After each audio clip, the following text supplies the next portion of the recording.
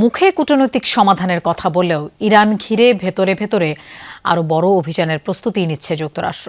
নতুন করে মধ্যপ্রাচ্যে কয়েক হাজার সেনা পাঠাচ্ছে দেশটি। বার্তা সংস্থা রয়টার্স সহ একাধিক সংবাদ মাধ্যমের প্রতিবেদনে উঠে এসেছে এই তথ্য।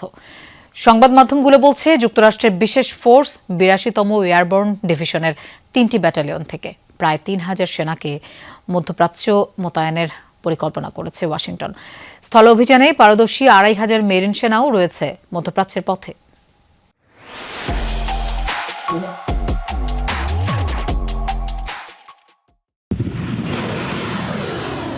যুদ্ধের চতুর্থ সপ্তাহে এসে কিছুটা নরম সুর মার্কিন প্রেসিডেন্ট ডোনাল্ড ট্রাম্পের। আলোচনার মাধ্যমে ইরানের সাথে বিরোধ নিষ্পত্তির ইঙ্গিত দিলেও অবশ্য রণক্ষেত্রে কোনো পরিবর্তন আসেনি।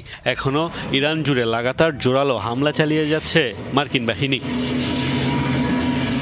এবার ওয়াশিংটনের পরিকল্পনায় মিলল অভিযানের পরিধি আরও বাড়ানোর আভাস। নতুন করে মধ্যপ্রাচ্যে বিশেষ ফোর্স ৮২তম এয়ারবোর্ন ডিভিশনের ৩টি ব্যাটালিয়ন থেকে কয়েক হাজার সেনা পাঠানোর পরিকল্পনা করেছে পেন্টাগন। সূত্রের বরাতে বিভিন্ন সংবাদ মাধ্যম বলছে এই সংখ্যা প্রায় ৩,০০০।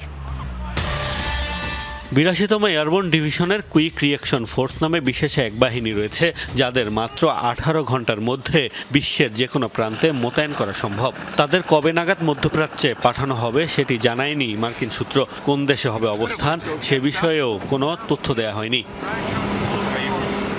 এর আগে সম্প্রতি উভচর যুদ্ধজাহাজ ইউএসএস ত্রিপলিকে সঙ্গে নিয়ে মধ্যপ্রাচ্যের উদ্দেশ্যে রওনা দিয়েছে প্রায় ২৫০০ মার্কিন সেনা, যারা এরই মধ্যে সিঙ্গাপুর পার হয়েছে। ৩১তম মেরিন এক্সপেডিশনারি ইউনিটের এই সদস্যরা জরুরি সংকট মোকাবেলায় দ্রুত স্থল অভিযানের জন্য প্রশিক্ষিত। এরই মধ্যে মধ্যপ্রাচ্যে অবস্থান করছে ৫০,০০০ মার্কিন সেনা। ধারণা করা হচ্ছে মূলত আন্তর্জাতিক বাণিজ্যের জন্য কৌশলগত গুরুত্বপূর্ণ পথ হরমুজ প্রণালীর নিয়ন্ত্রণ নিতেই এই সামরিক তোড়জোড় ওয়াশিংটনের। মোস্তফা মাহমুদ, যমুনা নিউজ।